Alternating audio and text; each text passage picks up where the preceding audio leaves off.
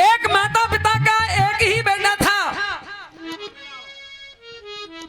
फौज में भर्ती हो गया। कुछ समय बाद उसकी शादी कर ली। शादी के चंद दिनों के बाद वो लड़का देश की रक्षा करते करते शहीद हो गया। आहा बंधुओं, आज जैसे ही घर पर खबर मिली, अनेकों लोग एकत्रित हो गए, पुलिस प्रशासन भी आ गया, क्षेत्र के सभी लोग आ गए। ऐसा कोई व्यक्ति नहीं था जिसकी आंखें नम ना हुई हो। सबकी आंखों में आंसू थे। जिन माता पिता का बेटा गया वो भी आज रो रहे हैं। लेकिन बंधुओं, उस लड़के की जो बहू थी, आज जब उसने माता पिता की तरफ देखा, सास ससुर की तरफ देखा, आहा, देख करके आज अपने सास को और ससुर को धीरज बंधाने लगी। कहने लगी, आप चिंता क्यों करते हो? अरे आपका बेटा चला गया तो क्या हुआ, मैं भी तो आपके बेटे की तरह हूं। बंधुओं, बार बार अपने सास ससुर से एक ही बात कह रही है। क्या कह रही है, आइए सुनेंगे। फिल्मी दुनिया वालों ने एक गीत गाया, बड़ी पुरानी धुन है। सागर से भी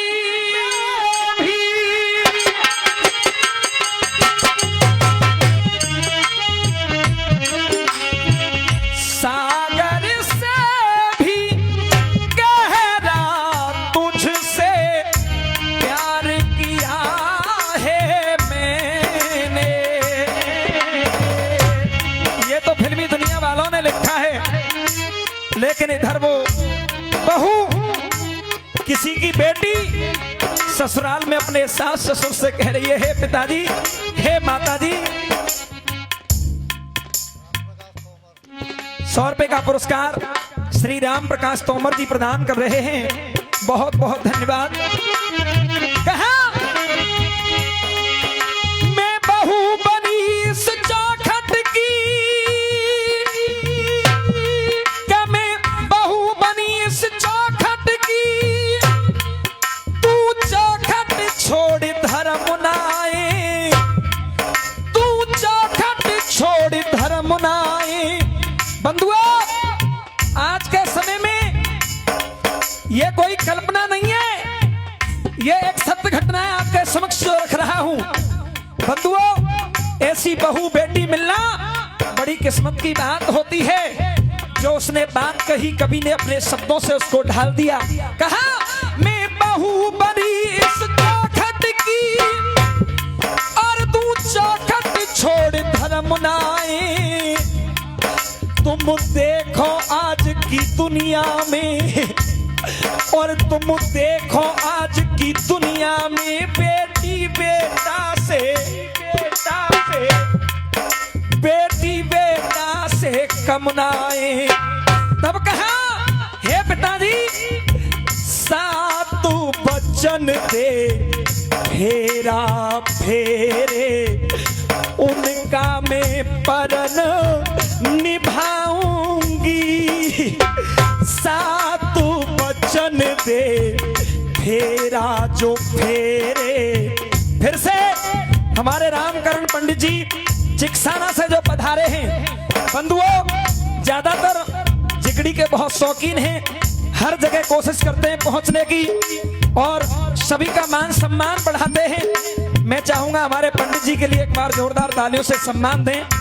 हर वर्ष अपने यहाँ बहुत अच्छा एक कार्यक्रम भी रखते हैं। बहुत बहुत धन्यवाद। इसी बीच 50 रुपए का पुरस्कार कोमल सिंह नगला खुशहाली हमारे लिए प्रदान कर रहे हैं। बहुत बहुत धन्यवाद। सुनेंगे, हाय सातु बचन दे फेरा फेरे, उनका मैं परन निभाऊंगी।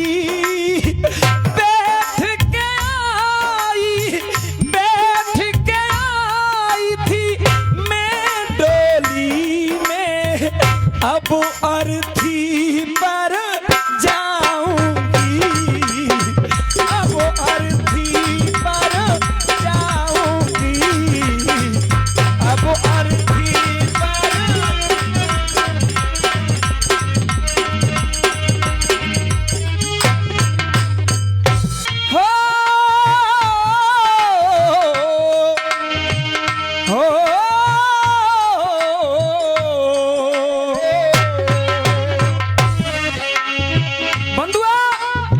मैं निवेदन करूंगा इधर गौर ना देके एक बार गीत के शब्दों पर गौर दें।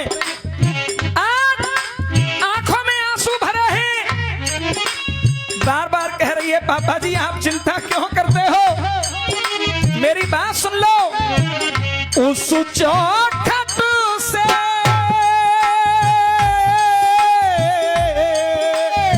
हाय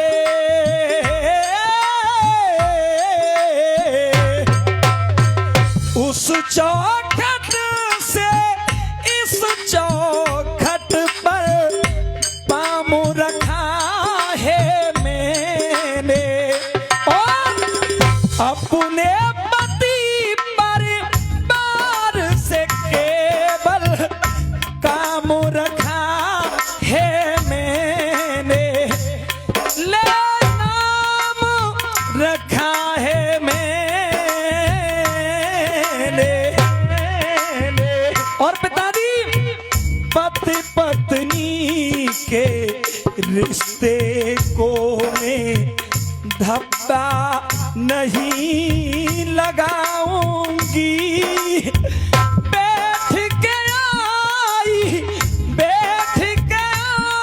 थी मैं डोली में, अब अर्थी पर जाऊंगी, अब अर्थी पर जाऊंगी।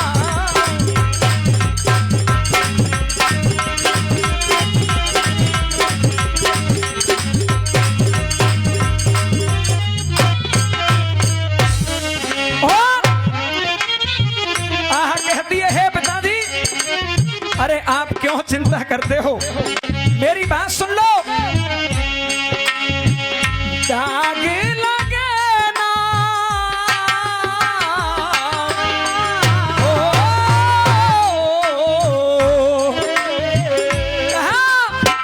जीवन पर्यंत मैं आपके आंगन में रहूंगी और वादा करती हूं आपसे, दाग लगे ना इस दामन को मैं वो काम करूंगी और ब्याह रचाइस घर पे मैं आई, यही पे जीऊं मरूंगी और ना बाहर पाम धरूंगी। बिखर गई इस घर की खुशियां, बिखर गई इस घर की जो खुशियां, उनको मैं वापस लाऊंगी। बैठ के आई थी मैं डोली में, अब अर्थी पर जाऊंगी, अब अर्थी पर।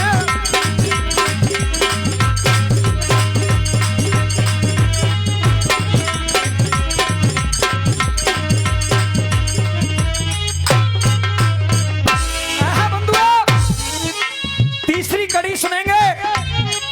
तीसरी कड़ी में शब्दों को ऐसा संजोया है कवि ने, सुनकर के हृदय विदीर्ण हो जाता है। क्या लिखा है गौर दीजिए। आज वो बहू कह रही है, हे पिताजी सुनिए। अमर शहीद हो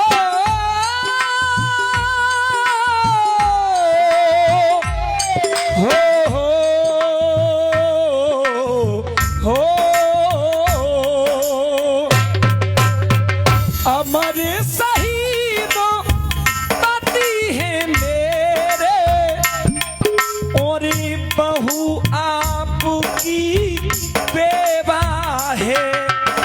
और अगली पंक्ति आप लोगों के दिल को छू जाए तो तालियों का प्यार चाहूंगा और आप लोगों के मुख से आवाज भी चाहूंगा। सुनेंगे। अमर शहीद पति है मेरे, बहू आपकी बेवा है। माँ तो पिता से बढ़कर होती, सास ससुर की ये वास्तविक सच्चाई है। कहा मातु पिता से बढ़कर होती सास ससुर की सेवा है। और पिताजी और जो सबसे बढ़कर मेवा है। 100 रुपए का पुरस्कार बड़े भाई प्रदान कर रहे हैं, बहुत बहुत धन्यवाद। आहा बंधुओं, इसलिए वो पत्नी कहती है, वो बहू कहती है, पिताजी रात दिना में करके सेवा, रात दिना में करके सेवा, बेटा बन दिखलाऊंगी। बैठ के आई थी मैं डोली में, अब अर्थी पर जाऊंगी। आइए अंतिम पंक्तियों में गीत को विराम दिया। कहा है पिताजी, अरे लाल चुनरिया, लाल चुनरिया ओढ़ के आई, लिपट कफन में जाए।